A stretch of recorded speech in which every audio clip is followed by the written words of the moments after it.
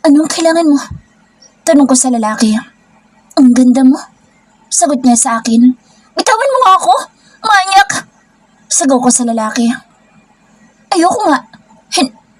Nagulat ako dahil bigla na lang itong natumba. Nahimatay ito kaya tumingin ako sa lalaki sumuntok sa kanya. Hindi ko alam pero parang biglang tumigil ang oras sa pagtama ng mga mata namin. Nakita ko ang galit sa mga mata niya pero kaagad din itong napalitan ng pag-aalala ng tumingin sa akin. Napahawak pa ako sa kaluwan dibdib ko dahil bigla akong kinabahan. Biglang bumilis ang tibok ng puso ko. Akmang aalis na ito nang tawagan ko siya. Danya, salamat pero buhay pa naman siguro itong lalaki, diba? Tanong ko sa kanya dahil bigla akong nag-alala. Baka sinatay na ito at makulong pa kaming dalawa. Buhay pa naman yan kapag ginawakan kanya ulit. Baka mapatay ko na siya. Sagot niya sa akin na yung kinagulat ko. Napaisip ako sa sinabi niya. Nakakatakot naman siya. Ganito ba siya kapag seryoso? Hinintay namin na dumating ang mga pulis. Si Daniel na ang kumausap sa mga ito. Gusto mo ba ng kape? Biglang tanong ko sa kanya. Why? Gusto sana kita ilibre bilang pasasalamat. Sagot ko sa kanya. Okay. Sagot niya kaya napangiti ako.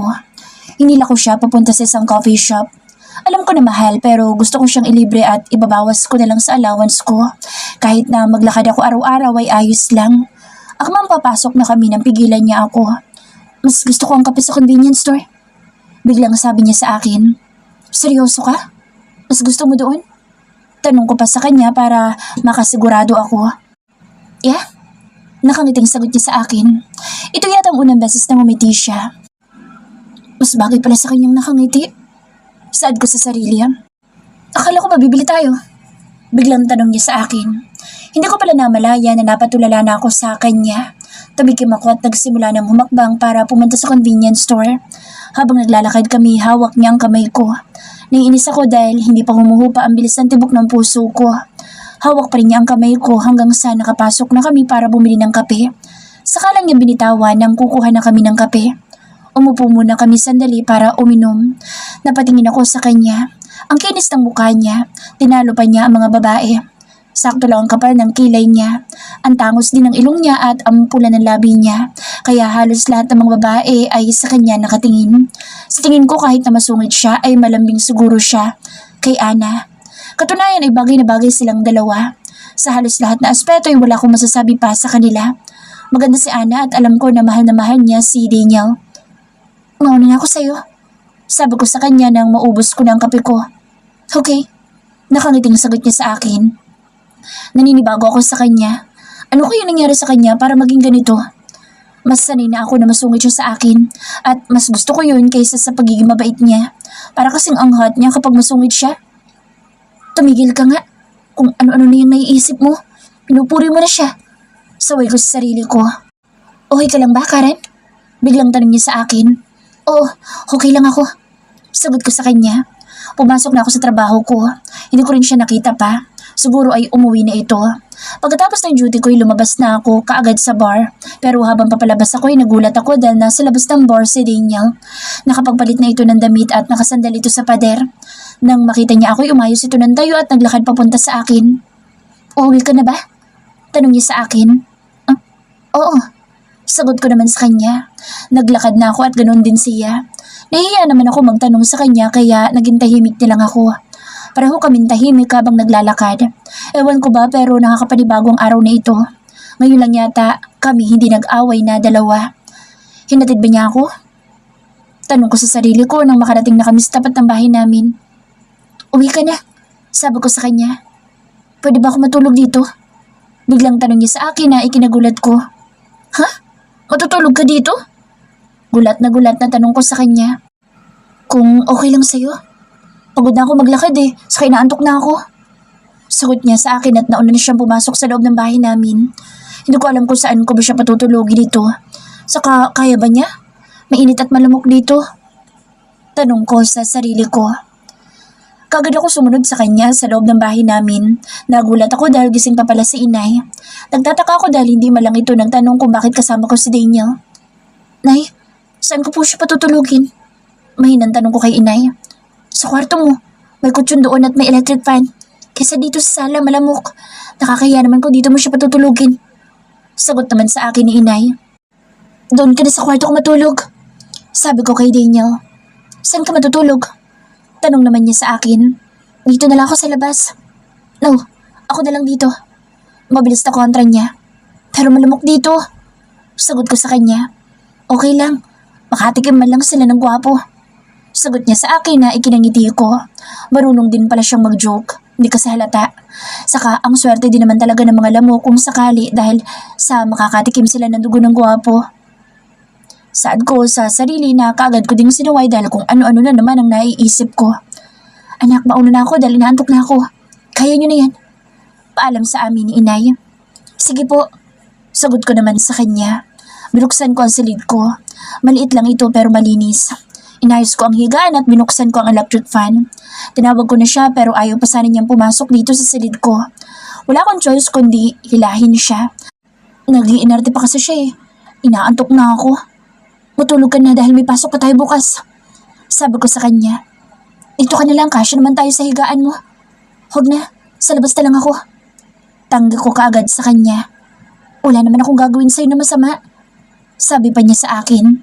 Pero hindi ko na natapos ang sasabihin ko dahil hinila na niya ako. Humiga ako at tumalikod ako sa kanya. Inaantok na ako kanina pa pero hindi ako dalawin ng antok ngayon. Nagtataka talaga ako sa mga kilos niya. Kaya mas maganda talaga na iwasan ko na siya dahil hindi magandang tingnan na nakipag-usap siya at tumatabi sa akin. Maloko akong tao pero hindi naman ako ganoong kabobo para hindi maisip na kailangan ko siyang layuan. Ayoko na may bigla nilang humila sa buhok ko at sabihan ako ng malandi. Ngayon pa lang iiwasan ko na siya dahil baka ma-uppercut ko siya. Kinabukasan ay nagising ako dahil may mabango ako naaamoy. Napadilat akong bigla dahil nakayakap ako kay Daniel. Mabilis ko siyang tinulak dahilan para magising siya. Ouch! What the... Good morning. Nakangiti na bati niya sa akin. Good morning. Bati ko din sa kanya at mabilis akong bumangon para magluto ng agahan. Habang nagluluto ako ay bigla itong dumaan sa tabi ko at pumasok sa banyo namin. Paglabas niya ay nalaki ang mga mata ko. Hindi ko inaasahan na maliligo siya dito sa amin at nakatapis lang siya ng towel. Shit, talagang ang hot niya. Mabuti na lang talaga ang tulog pa si inay at mga kapatid ko dahil nakakahiya kapag nakita nila itong nakatapis lang. Baby, sunog ng niluluto mo. Nakangiting sabi niya sa akin. Saka lang ako nahimas-himasan dahil naamoy ko nga na nasusunog ng sinangag ko. Hiniling ko na sana biglang mabiyak ang sahig namin at lamunin na lang ako ng lupa. Sobrang hiyang-hiya ako dahil nahuli niya akong nakatiktik sa kanya. Narinig ko naman siyang tumawa pero hindi ako lumingon hanggang sa umalis na siya sa tabi ko. Doon pa lang ako nakahinga ng maluwag. Pagkatapos ko magluto ay naligo na rin ako dahil may pasok pa ako sa trabaho. Nagulat pa ako dahil may baon pala siyang damit. Mukha talagang planado ang pagpunta niya dito. Hindi ko siya pinapansin dahil nahihiya pa rin ako. Sabay-sabay kami nagagahan pero napuno na naman ang kantsawan dahil nga ito ang unang beses na nasunog ang sinangag ko. Tuwang-tuwa ang mga kapatid ko. Kung wala lang si Daniel ay kinaltugan ko na itong dalawa. Pagkatapos namin kumain ay lumabas ako para puntahan si Joy sa bahay nila. Mabuti na lang at magaling na ito kaya may makakasama na ako sa pagpasok sa trabaho. Dashi, bakit nasa inyong anak ni Madam? Pabulong na tanong niya sa akin dahil kilala niya si Daniel. Hindi ko din alam. Ang trip niya eh. Alam mo ba na siya yung sinasabi ko sa'yo? Sagot ko kay Joy. Baka crush ka niya? Hoy, yung bibig mo. Big-over na yan. Saka nagbayad lang ako ng utang ko sa kanya. Sagot ko sa kaibigan ko. Crush lang naman eh. Tigilan mo ako, Joy. Ihuhugas na kita sa mga plato mamaya. Sabi ko sa kanya na ikinatawa niya. Papasok na ba kayo sa trabaho? Tanong bigla sa amin ni Daniel. Opo, Pogi. Mag-walking-walking lang kami. Natatawa na sagot ni Joy. Baka gusto niyo sumabay sa akin. Alok pa niya sa amin. Huwag na. Maglalakad lang kami. Kailangan namin mag-exercise. Sige na, mauna ka na sa amin. Sagot ko sa kanya. Are you sure? Tanong pa niya ulit sa akin. Sure na sure, Pogi. Kailangan din namin mag-usap ng kaibigan ko eh. Marami siyang kailangang ikwento sa akin. Si Joy na ang sumagot. Okay. Sagot ni Daniel at nauna nang umalis. Nagpaalam naman kami kay inay bago umalis. Habang palabas kami ni Joy ay ngayon ko lang napansin na nasa labasan pala namin ang kotse niya. Shala, sa bahay niyo natulog si Pogi? OMG, confirm. Biglang sabi ni Joy. Ang ingay mo naman, Beshi. Sabay ko sa kanya. I have a feeling. Feeling what? Natatawa rin na tanong ko kay Joy. Feeling na magkakajowa ka na. Natutuwa na sagot niya sa akin. Oo, dahil sasagutin ko na si Rain. Sagot ko sa kanya. Ayoko kay Rain, kay Pogi ako. Joy, huwag kang ganyan. May girlfriend yung tao. Saka ayoko na may kumila sa buhok ko, no? Ang mahal kayo ng conditioner na ginagamit ko. Sobrang tinitipid ko kaya iyon. Isang sachet para kumasya sa isang linggo. Kaloka ka. Natatawa na sabi ko sa kanya. Hindi pa naman kasali. Sagot pa niya. Ewan ko sa'yo, hindi ko siya type. Heto siya at eto naman ako. Sagot ko kay Joy habang sinasabayan ko ng aksyon para ipakita sa kanya kung gaano kataas si Daniel. Ang estado namin sa buhay ay sobrang layo at hindi ko naman siya gusto. Wala akong time para sa love life dahil busy ng schedule ko. Schedule ng mga obligasyon ko sa pamilya ko. Pagdating namin sa academy ay kagaya ng dati. Nagtrabaho na naman kami. Natatawa na lang ako dahil naging maingay na ulit ang kusina dahil nandito na si Joy. Habang nagbibigay ako ng ulam ay hindi ko inaasahan na darating ang gwapong lalaki na tumulong sa akin doon sa kondo ni Daniel. Nakasuot ito ng uniform ng academy. Hi, dito ka pala nagtatrabaho?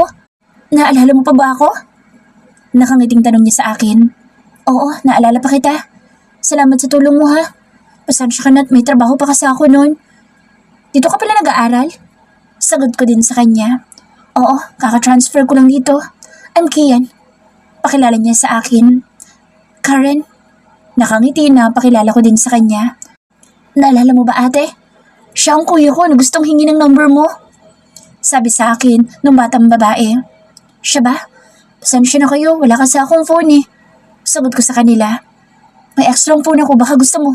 Hindi ko naman yung ginagamit. Tanong niya sa akin. Huwag na. Sige na, kumain na kayo. Kumain kayo ng marami ha. Magtatrabaho lang muna ako. Kakaya dahil may mga naghihintay pa.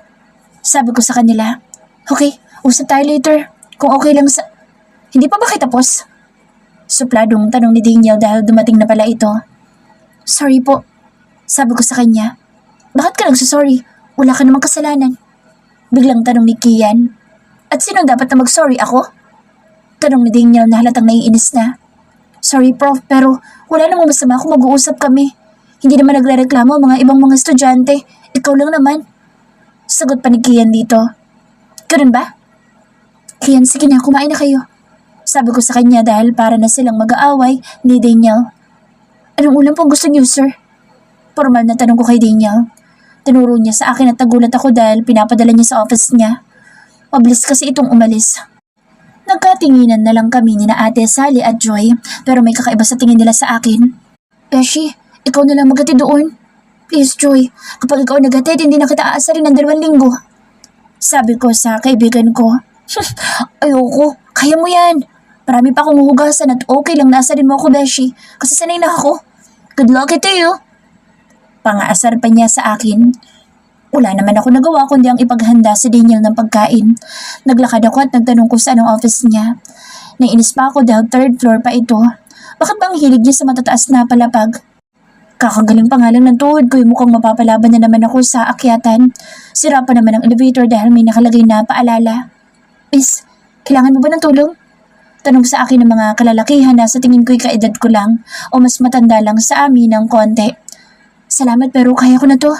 Sagot ko sa kanila. Nagpatuloy ako hanggang sa makarating ako sa tapat ng opisina ni Daniel. Pwede ba ako makasuyo sa'yo? Tanong ko sa isang estudyante. Ano po yun ate? Pwede mo bang katukin ng pinto? Tanong ko sa kanya na kaagad naman niyang ginawa. Salamat be. You're welcome ate. Nakangiting sagot niya sa akin bago umalis. Bumukos ang pintuan at bumungad sa akin ang nakasamangot na mukha ni Daniel. Kaagad ko namang inilapag sa mesa ni Andre, pero nahagip ng mga mata ko ang basag na salamin sa may sahig. Hanggang ngayon pala ay hindi pa rin ito nalilinis. Kaagad kong hinanap ang walis at nilinis ko ito, habang si Daniel naman ay tahimik lang na kumakain. Pagkatapos ko ay nagpaalam na ako sa kanya pero hindi man lang ako pinansin. Problema niya? Galit na naman ba siya sa akin? Tanong ko sa sarili habang pababa ako sa hagdan para bumalik sa kantin. Pagbalik ko sa kantin ay naging tahimik na lang ako. Paano ba naman kasi masakit na naman ang tuhod ko. Kagagaling pa lang ng mga tuhod ko ay umakyat na naman kasi ako. Beshi, what happening to you? Are you okay or alright? Tanong sa akin ni Joy. My toes, my knees are ek-ek. Sagot ko naman sa kanya. Oh my gulay, you have a ray-ray? Natatawang sabi niya sa akin. What's ray-ray, my beshi? Natatawang tanong ko sa kanya. Ray-ray, long for Rayuma, and short for ray-ray. Natatawang sagot niya sa akin. Masaya kami nag-uusap ni Joy habang si Ate Sally naiiyak na. Nagkatingin na naman kami ni Joy. Iniisip ko baka may pinagdadaanan si ate. Malungkot kaya siya? Tanong ko sa sarili. Ate, may problema ka ba? Bakit ka umiiyak? Nag-aalala na tanong ko sa kanya. Ha? Ako may problema? Wala naman akong problema. Sagot niya sa akin habang pinupunasan ng mga luha niya. Bakit ka umiiyak? Tanong ko pa sa kanya. Naiiyak lang ako sa kakatawa sa inyo. Kayo na talagang best of the best na kasama ko dito sa kantin. Sagot niya sa akin habang tumatawa siya. Best of the best? Naisip ko baka may tililing na itong si ate. Kanina'y umiiyak siya, ngayon na may tumatawa na naman siya. Nagkatingin naman kami ni Joy at sinabayan namin si ate na tumawa. Kakaiba kasi ang trip niya. Trip to mental na. Natigil lang kami na biglang dumating ang ibang mga estudyante at bumili ng ulam. Dumaan ang mga araw at hindi ko na nakikita si Daniel. Nanibago lang ako dahil palagi ko kasi siyang nakikita. Kahit sa bar ay hindi na din siya pumunta. Ni anino niya, hindi ko nakita. Ano kayo nangyari sa kanya? Tanong ko sa sarili. Araw ng Sabado ngayon at araw ng labada ko. Buong maghapon ako naglaba ng mga damit namin. Nagulat ako dahil biglang dumating si Rain at niyaya ko na mag-date. Humingi din siya ng sorry dahil naging busy daw siya sa trabaho. Pumayag naman ako. Hindi ko alam kung saan kami pupunta. Tuwing tatanungin ko siya ay hindi naman siya nagsasabi sa akin. Secret daw kaya hinayaan ko na lang siya. Bumaba ako sa motor niya at nasa tapat kami ngayon ng isang restaurant. Rain, uwi na tayo? Ang mahal dito? Sabi ko sa kanya habang hinihila ko ang damit niya. Okay lang, pinag-ipunan ko talaga ito. Matagal na kitang gustong dalhin dito, Karen, kaya lang masyado akong abala sa trabaho ko. Sagot pa niya sa akin. Pero kahit na, mahal pa din dyan. Pag fishbowl na lang kahit kwek-kwek, mas mura pa yun. Sabi ko sa kanya. No, let's go na. Anya sa akin at hinila na akong papasok sa loob ng restaurant. Hawak din niya ang kamay ko. Pagpasok namin sa loob ng restaurant ay bigla akong nanliit sa sarili ko. Ang mga kumakain kasi dito ay halos mukhang mayayaman. Napakapit ako ng mahigpit sa slim bag ko. Hawak na rin ang kamay ko pero parang gusto na lang tumakbong palabas. Inalalayan niya akong umupo. Tahimik lang ako nagmamasid sa paligid. Dapat ay maging masaya ako dahil social ang lugar pero mas nakaramdam ako ng lungkot. Hindi ito ang pangarap kong date. Kahit na hindi ko nagustuhan ay pinilit ko pa rin ang umiti at makipagkwentuhan kay Rain dahil alam ko na nag-effort siya para sa date na ito. Hanggang sa nahagip ng paningin ko ang dalawang tao sa kabilang table. Ilang araw ko din siyang hindi nakita. Nakangiti ito habang nahikipag-usap kay Anna. Rain, sabar mo ako ihatid dahil may trabaho pa ako. Sabi ko kay Rain. Okay, sige. Tapusin mo muna ang pagkain mo. Nakangiting sagot niya kaya inubos ko ang pagkain na natira sa plato ko. Habang iniinom ko ang iced tea ko ay nakita kong naglalakad si Anna at Daniel papunta sa direksyon namin. Kaagad naman akong yumuko para hindi niya ako makita. Ang buong akala ko'y nilagpasan nila ako pero nangiangat kong ulo ko ay nagkasalubong ang mga mata namin ni Daniel. Mukha na naman siyang galit sa akin. Umiwas na lang ako ng tingin at mabilis kong niyaya si Rain na lumabas na. Karen, kailan mo ba ako sasagutin? Biglang tanong sa akin ni Rain. Rain, pwede mo ba akong bigyan pa ng panahon? Okay, willing to wait naman ako. Nakangiti siya nang sabihin niya iyon sa akin. Ngumiti naman ako at iniyaan ko siyang suotan ako ng helmet. Bumiyahe na kami papunta sa bar. May uniform naman ako doon kaya okay lang. Pagkababa ko ay hindi ko inaasahan na halikan ako ni Rain sa pisngi ko. Tay, ingat ka sa work mo. Kita tayo ulit sa Lunes. Ihatid kita sa trabaho mo. Nakangiti na sabi niya sa akin. Okay. Nakangiting sagot ko sa kanya. Umalis na siya kaya kumuhay naman ako. Pagpasok ko sa bar ay open na kami at marami na agad mga customer. Nagsimula na ako magtrabaho hanggang sa may biglang tumawag sa akin. Miss, 2 beer. Sabi sa akin ng isang lalaki. Inilista ko ang mga order ng mga kasamahan niya. Nang makuha ko ng mga alak na kailangan ko'y bumalik na ako sa mesa nila. Nagulat ako dahil nandoon na si Daniel kasama si Anna. Nilapag ko ang mga alak sa mesa. Akmang aalis na ako nang bigla na lang akong hinipuan ng kasama nila. Bastos ka! Sigaw ko sa kanya, sabay hampas ng dala kong tray. Shit! Bakit mo ko hinampas? Galit na tanong niya sa akin. Bastos ka! Bakit ka nangihipo? Nainis din na tanong ko sa kanya. Bakit? Ayaw mo ba? Huwag kang maarte dyan. Baka nga kung sino-sino ng mga lalaki ang... Nanlaka mata ko dahil bigla itong sinuntok ni Daniel. Shut your dumb mouth! Sigaw ni Daniel sa lalaki. What's your problem, dude? Why did you punch me? Binabastos mo siya. Sagot naman ni Daniel. Bakit? Desente ba siyang babae? Kaya nga siya nagtatrabaho dito dahil bayaran... Sununtok ulit ito ni Daniel. Kung walang matinong sasabihin niyang bibig mo'y manahimik ka. Fuck you! Kinakampihan mo pa yan? Bakit? Type mo ba siya? Tumatawa pa na tanong ng lalaki kahit na may pasana ito sa muka. Of course not! Wala kang karapatan na bastusin ang mga employee ko dito. Lahat sila'y desente na nagtatrabaho dito sa bar ko. Nagulat naman ako sa narinig ko. Si Daniel ang may-ari nitong bar? Ibig sabihin ay siya ang boss ko? Nagulat din ang mga kasamahan niya sa narinig mula kay Daniel. Habang si Ana naman ay pinapakalma si Daniel. Hindi ko naman alam ang gagawin ko kaya mabilis akong umalis at pumunta sa locker ko para magpalit ng damit. Nagpaalam ako kay Joy na uuwi na ako. Wala nang dahilan para manatili ako dito. Ayoko na sasantahin niya ako sa harapan ng kasamahan ko kaya ako na ang kusang aalis. Marami pa naman mga bar na pwede kong pasukan. Siguro nga hindi maganda ang tingin nila sa katulad ko na nagtatrabaho sa bar. Pero marangal naman ang trabaho ko at wala naman akong inaapakan na ibang tao. Hindi naman ako naguhubad at nagpapagamit sa kahit na sino. Sumakay ako sa jeep para mabilis ako makauwi. Pagdating ko sa bahay ay tulog na sila inay, kaya humiga na ako sa higaan ko. Hindi mawala sa isipan ko ang mga sinabi sa akin ng lalaki kanina. Habang nakatingin ako sa luma naming kisame ay may narinig ako na kaluskos mula sa may bintana ko. Hindi naman ako natakot pero narinig ko na may tumatawag sa pangalan ko. Kaya lakas loob ko naman binuksan ang maliit kong bintana. Halos atakihin ako sa puso dahil sa Daniel ang nasa harapan ko ngayon. Sus Mariosep ka! Anong ginagawa mo dito? Nautal pa na tanong ko sa kanya. Bakit umuwi ka na? Hindi pa tapos ang trabaho mo. Tanong niya sa akin. Magre-resign na ako. Mabilis na sagot ko sa kanya. Uy! Kunot noon na tanong niya sa akin. Ayoko na gamitin mo sa akin ng pangmalakasan mo Englishing. Anong sinasabi mo? Naguguluhan na tanong niya sa akin. Don't talk to me, like fire me. Sagot ko sa kanya. Ha? Basta sinabi ko na? Ako pa ba magpapaliwanag sa'yo? Ikaw na mag-adjusting, total teacher ka naman. Sagot ko sa kanya. Nakita ko na lang na natulala na ito sa akin. My gosh, gandang-ganda ba siya sa akin? Saad ko sa sarili ko.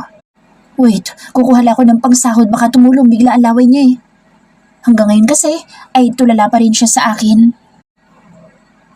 Ano mga plans mo sa buhay mo? Matutulalay ka na lang ba there? Forever? Tanong ko sa kanya. Dito ako matutulog. Biglang sagot niya sa akin. What? No. Chu. Uwi ka na. Pagtataboy ko sa kanya. Gusto ko dito. Masarap ang tulog ko dito eh. JJ, Cocomelon, uwi ka na. Alam mo, inaantok na kasi ako. Sabi ko pa sa kanya. Gusto ko nga dito. Pagpupumilit niya. Hoy, anong ginagawa mo? Natataranta na tanong ko sa kanya dahil balak niya umakyat sa bintana ako. Diyos mio, Marimar, tumigil ka. Maawa ka naman sa bintana ako. Pasneya ka. Umikot ka doon sa pintuan. Utos ko sa kanya. Pasaway talagang lalaki. Hindi na naawa sa bahay namin. Sa laki niyang tao, sigurado akong pagpasok niya ay tanggal pati dingding namin. Mabilis ako lumabas sa silid ko para pagbuksan siya ng pinto. Naisip ko nga na wag na lang sana kaso baka bumalik ulit sa bintana ako. Kaysa makipagmatigasan sa kanya ay susunod na lang ako. Pagbukas ko ay kaagad itong pumasok at talagang binangga pa ako. Feeling talaga siya. Daniel, gusto mo palit na tayo ng bahay? Naiinis na tanong ko sa kanya. Pwede naman. Sagot niya sa akin at umupo na sa papag ko. Sira ulo ka. May saltik ka na yata. Bakit mo naman sinuntok yung lalaki kanina? Biglang tanong ko sa kanya dahil sa naalala ko. Shh, patulog na tayo. Nantok na ako. Pagpapatigil niya sa akin. Nanlaki ang mga mata ko dahil bigla itong nagubad ng t-shirt niya. Napalunok naman ako dahil nakita ko ulit ang mga pandasal niya. Pasaway talaga siya. Tumalikod na lang ako at dahan-dahan na humiga at kagaya pa rin ng dati tumalikod ako sa kanya para hindi ko makita ang gwapo niyang mukha. Naramdaman ko naman ang kamay niya sa bewang ko kaya kagad ko itong tinanggal. Pero sadyang makulit siya dahil nilagay pa niya ulit sa bewang ko ang kamay niya. Ano ba? Hindi ko nagawa na tapusin ang sasabihin ko dahil sobrang lapit niya sa akin. Naamoy ko din ang mabango niyang hininga. Ano kayang nilaklak nito? Masyado kasi siyang fresh. Nahiya na tuloy ako magsalita. Baka kasi bad breath ako. Itinikom ko na lang ang bibig ko. Ang init. Sabi niya sa akin. Mainit talaga dito. Mahinang sagot ko sa kanya. Pwede ba akong magubad ng pantalon ko? Biglang tanong niya sa akin. Sa labas na lang ako. Naharangan ko yata ang electric fan. Akmang babangon ako na bigla na lang niya akong niyakap. Gusto kitang katabi. Biglang bulong niya sa tenga ko. Ano ba nangyayari sa iyo, Dania? Matulog na tayo. Kinakabahan na sabi ko sa kanya. Inaantok na rin ako. Pero hayaan mo akong yakapin ka. Hindi ako sanay na walang kayakap.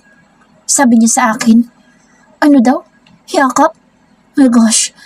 Kaya ako rin bang matulog na may kayakap? Saka ang pangit naman tingnan ko magyayakapan kami.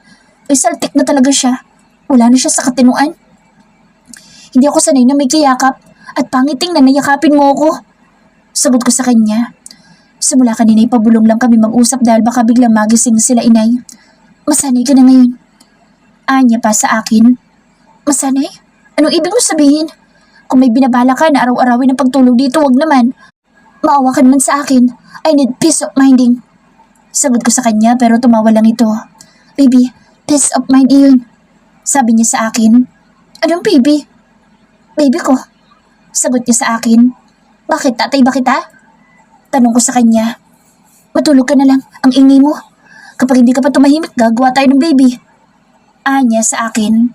Nalaki naman ang mga mata ko sa sinabi niya. Kaagad ko siyang hinampas pero hinawakan niya ang kamay ko kaya napatingin ako sa kanya. Boyfriend mo na ba ang unggoy? Tanong niya sa akin. Unggoy? Nagtataka na tanong ko sa kanya. Oo, yung manliligaw mong unggoy. Sagot niya sa akin. Serene ba? Hindi pa pero malapit na. Sagot ko sa kanya. Pero nagulat ako dahil hinalikan niya ako. Nalaki ang mga mata ko at hindi ako makakilos. Ramdam na ramdam ko malambot niyang labi na nakalapat sa labi ko. Nataranta ako nang simulan niyang igalaw ang labi niya. Pilit ko siyang itinutulak pero ayaw niya magpatinag. Hindi ko alam pero parang kakaiba ang dulot ng halik niya sa akin. Kiss me back. Utos niya sa akin. Hindi ko alam kung paano at saka mali ito. Sabi ko sa kanya. Paano naging mali?